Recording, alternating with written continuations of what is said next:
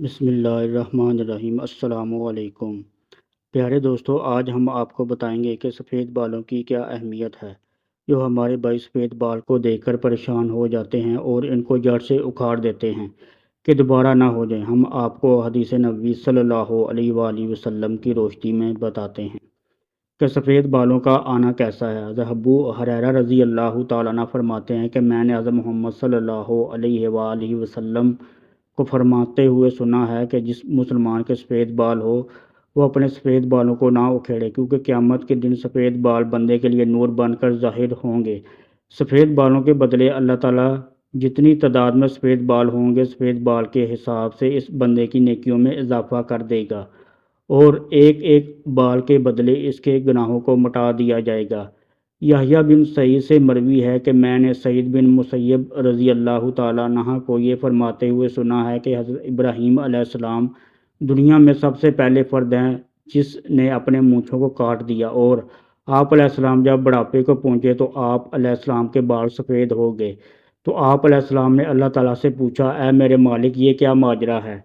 اللہ تعالیٰ نے آپ علیہ السلام کو جواب دیا، اے میرے دوست، یہ میری رحمت ہے۔ بالوں کا سفید ہونے سے انسان کی شان و شوکت، عزیز و وقار بڑھ جاتا ہے اور تمام برے کاموں سے بچنے کی علامت ہے۔ ابراہیم علیہ السلام نے عرض کیا، اے میرے مولا، یہ تو تیری بڑی شان ہے، اے اللہ میرے وقار کو بلند فرما۔ لباس کا بیان۔ حدیث محمد صلی اللہ علیہ وآلہ وسلم 415۔ آپ صلی اللہ علیہ وآلہ وسلم کا فرمان عالی شان ہے کہ جو مسلمان بوڑھا ہو گیا تو اس کا بڑھاپا اس کے لیے قیامت کے دن نور بن کر ابھرے گا۔ ایک بندہ نے نبی اکرم صلی اللہ علیہ وآلہ وسلم سے عرض کی، اے اللہ کے نبی صلی اللہ علیہ وآلہ وسلم، لوگ سفید بالوں کو اکھاڑ دیتے ہیں۔ اس کا جواب سن کر آپ صلی اللہ علیہ وآلہ وسلم نے فرمایا کہ جو بندہ اپنے سفید بالوں کو اکھاڑتا ہے تو اس نے قیامت کے دن اپنے نور کو ختم کر کے اکھاڑ لیا ہے۔ آپ صلی اللہ علیہ وآلہ وسلم نے فرمایا کہ سفید بال قیامت کے دن مسلمان کے لیے نور ہیں۔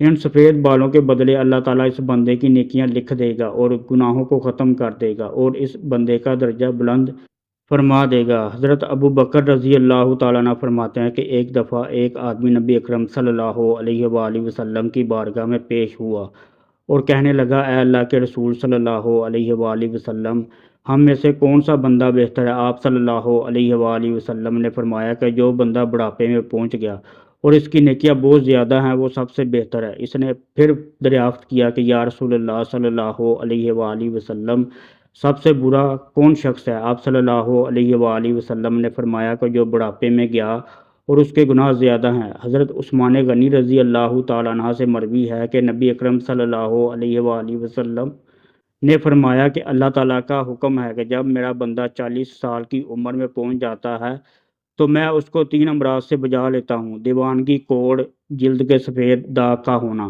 جب میرا بندہ 50 سال کو پہنچ جاتا ہے تو میں قبر میں اس کا حساب کتاب آسان کر دیتا ہوں۔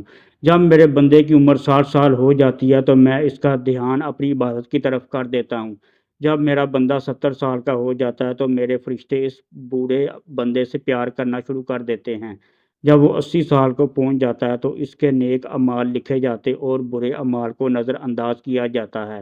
جب بندے کی عمر 90 سال ہو جاتی ہے تو فرشتے فرماتے ہیں کہ یہ اللہ تعالیٰ کا خاص بندہ ہے، اس کے سارے گناہ معاف کر دیے جاتے ہیں۔ اس سے مراد ہے کہ اس بندے کی عمر پوری ہو چکی ہے اور روح کو اس کے جسم میں قید کر کے رکھا جاتا ہے۔ بس یہ وصال کے قریب ہے۔ جب بندے کی عمر بہت زیادہ ہو جاتی ہے تو اس کے ہوش و حواس قائم نہیں رکھتے، وہ جو منہ میں آتا ہے بول دیتا ہے، اس کو پتہ نہیں چلتا کہ وہ کیا کر رہا ہے، کون سے الفاظ بول رہا ہے۔ اس میں اللہ تعالیٰ اس بندے کے جوانی کے سارے گناہ کو معاف کر دیتا ہے۔ اس سے کوئی غلطی بھی ہو جائے تو اس کو معاف کر دیتا ہے۔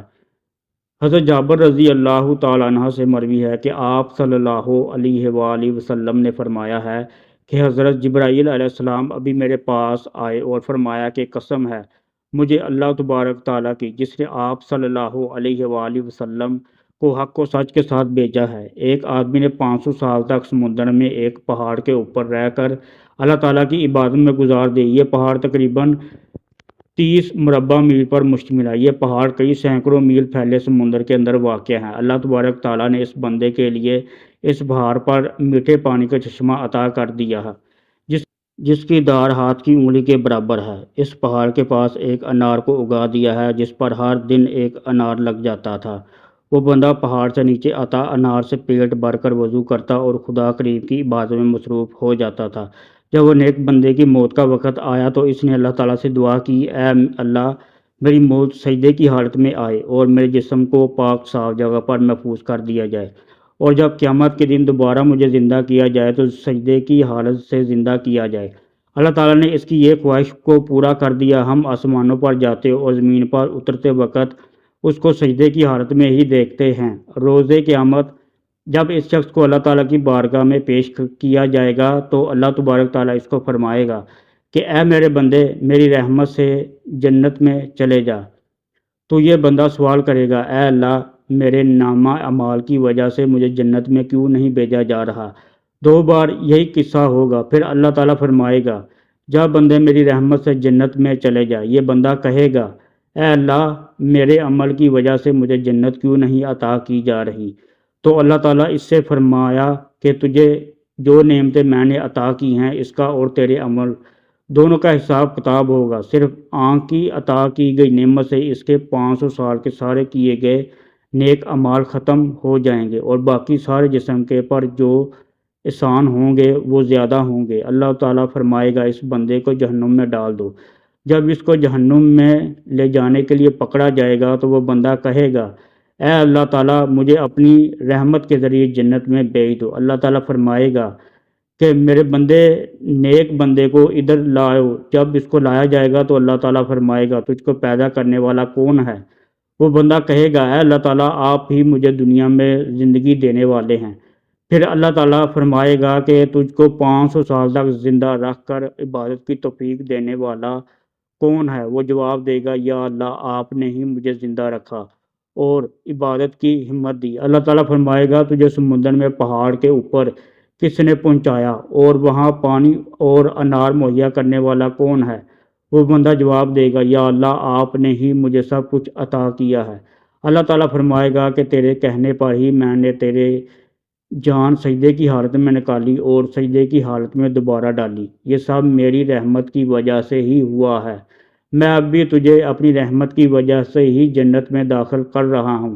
حضرت جبرائیل علیہ السلام نے فرمایا، اے اللہ کے نبی صلی اللہ علیہ وآلہ وسلم، دنیا و آسمان میں جو کچھ بھی ہے وہ اللہ تعالیٰ کی رحمت ہے۔ خداوند کریم سے دعا ہے کہ ہم بھی اپنی رحمت سے جنت میں داخل کر دیے جائیں، آمین۔